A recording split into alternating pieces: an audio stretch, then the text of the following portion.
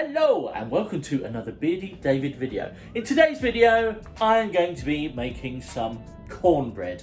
I absolutely love cornbread. It's a Jamie Oliver recipe. It is super easy. It's one of those, like, not that we had any kind of event last year. Maybe this year, we'll have to wait and see. But if there was like a family do, or we was having friends around, or we was going to like a friend's barbecue, I'd always be like, let me whip up some cornbread, because it goes far and it tastes delicious and it's a good like side accompaniment. But it's also good just to have a little snack on. And what has helped to inspire me to make this is that my friend Graham, he has just started up his very own YouTube channel, which has a link down below, and his very first video was making cornbread. Now this is a different recipe to mine, so maybe go and make his one and my one, and then see whose you think is better. A little cornbread competition for you, Graham. Yeah, but yeah, go and check him out and show him some love, because he's very nice, and I'm very happy he started up his own YouTube video. So at the minute I haven't got anything out, so let me get all the ingredients out and then I shall walk you through how to do it. It is super simple, and as always, if I can cook it, then you'll definitely be able to cook it. Right, so here is everything you will need. So ingredients wise, you will need some cheddar cheese, some polenta, some plain flour, some jalapeños, some baking powder, some cider vinegar, some whole milk, 4 eggs, some cottage cheese, a bit of salt, and some sweet corn. Now it does say, initially you're told to use corn on the cob, but I just use frozen sweet corn because A, it's cheaper, and B, it goes a hell of a lot further. In regards to what you need equipment wise, all you need is some scales, a mixing bowl and a spoon, and then some bit of greaseproof paper, and just a tin. I think this is like a 20 by 20, so you know, a little bit deep, enough for it to grow in and cook, and just enough to get it all in. Oh, and you will need some, and in this little hedgehog is some butter to help put the old greaseproof paper down. So let me do that now. Right, so that's the greaseproof paper stuck down. As always, I will link in all the ingredients and how much you need of it as well, and then a little step-by-step method. But before we start, we of course need to preheat the oven, and this needs to go to 200 degrees. Oh, that was a bit too high, wasn't it? So yeah, so let's get that warmed up, and then I'll run you through the rest. Right, you might be able to hear the, well, you will be able to hear the oven, but there's nothing I can do about that, unfortunately. Right, so I forgot a couple more things that you need. So all you need is a chopping board, a knife, and a bowl. Okay, so first things first, you need to sort out your jalapeños. So you can use fresh ones and chop them up, but I just kind of grab a handful of these jarred ones because they are, as again, much cheaper, go much further, and they're in a nice brine. So grab like a handful of them. I'm not really a spicy man, but when it comes to a cornbread, I don't mind a bit of a kick in it.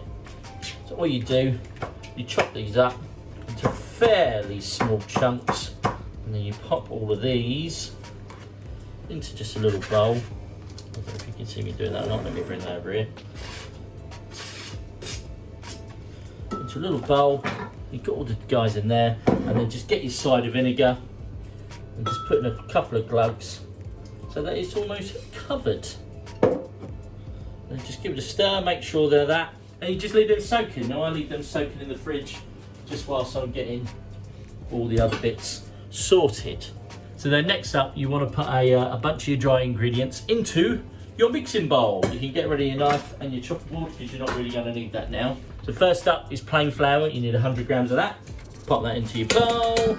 Then you need 325 grams of polenta. I've got a bit of leftover this one, so I'm going to use this and then top up the rest of what I don't need. There's loads of polenta. Then pop that in your bowl.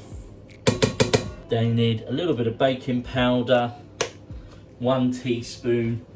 Then that's pretty much it with your dry ingredients. So then you want to get your milk and pop your milk in, which is 250 ml. If you can't get a hold of whole milk, I have done it with semi-skimmed milk before and it was fine.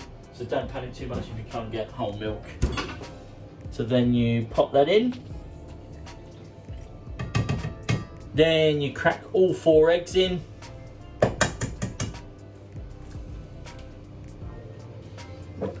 And a good pinch of salt. I like that. A few old jigs of that. You can use corn on the cobs. If you use corn on the cobs, now here's where you want to hold the cob over and just cut it down with a knife. It's so much easier with your frozen sweet corn.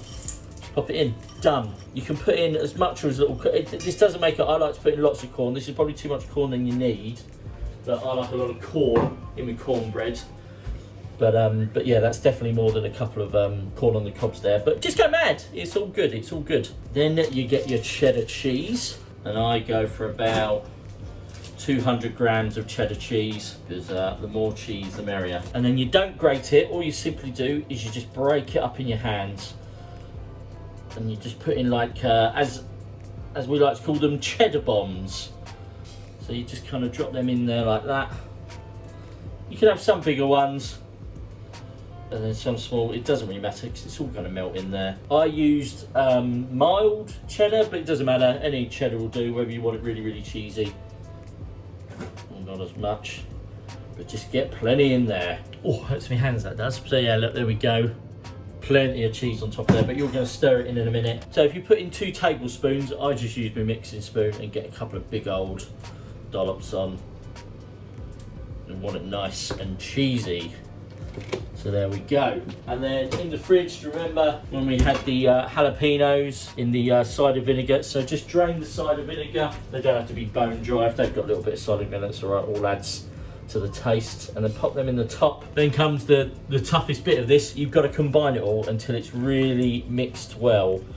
And this can gives me a sore arm because it's a lot of mixing to do. But just make sure all the ingredients are combined, that you haven't got any like dry polenta. And it's just like a nice gooey mix of cheese, flour, polenta, jalapeños, eggs. It'll be looking good. So this will take a few minutes to do.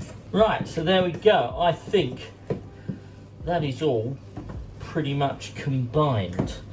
Yeah, I can't really see any dry flour or polenta anywhere kicking about at the bottom. So we are ready to pop it in our greaseproof dish.